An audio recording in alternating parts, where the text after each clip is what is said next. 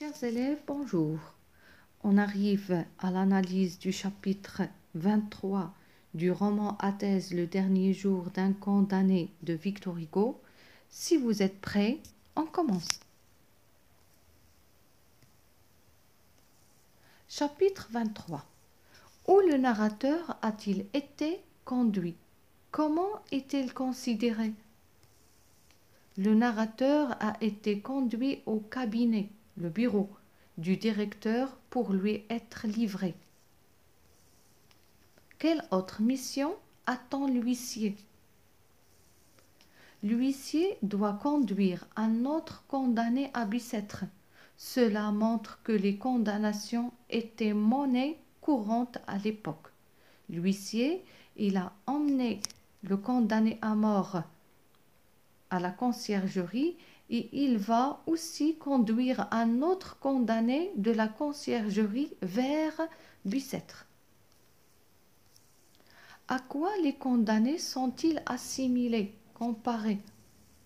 Les condamnés sont assimilés à une marchandise qu'on livre et qu'on reçoit ou à du gibier. On m'a conduit, l'huissier m'a remis, un échange, gibier. Où le narrateur a-t-il été déposé? Le narrateur a été déposé dans un petit cabinet attendant à celui du directeur. Qui était avec le condamné dans ce cabinet, bien ce bureau? Le frioche, un autre condamné que l'huissier va conduire à Bicêtre. Dans le même bureau, il y avait un autre condamné appelé le frioche. Dans quel niveau de langue parle cet homme? Il parle dans une langue argotique. Il parle l'argot. Qu'est-il arrivé à cet homme? Retracer l'histoire du vieil homme. Cet homme est un condamné à mort qui sera conduit à Bicêtre en attendant les 6 semaines avant l'exécution. Son âge. À 6 ans, il mendiait sur les routes. Il a perdu ses parents.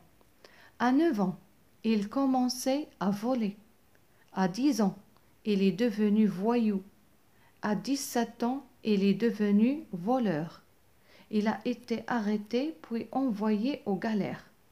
À 32 ans, il a cherché en vain un travail. Il a quitté la prison où il avait amassé 66 francs.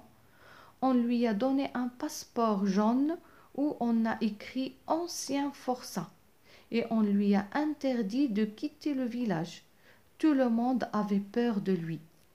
À 55 ans environ, il a volé du pain dans une boulangerie. Il s'est évadé de la prison. Il a été arrêté puis envoyé aux galères. Donc, il s'est évadé de la prison, il s'est rallié aux brigands, relié aux brigands qui tuaient sur les routes.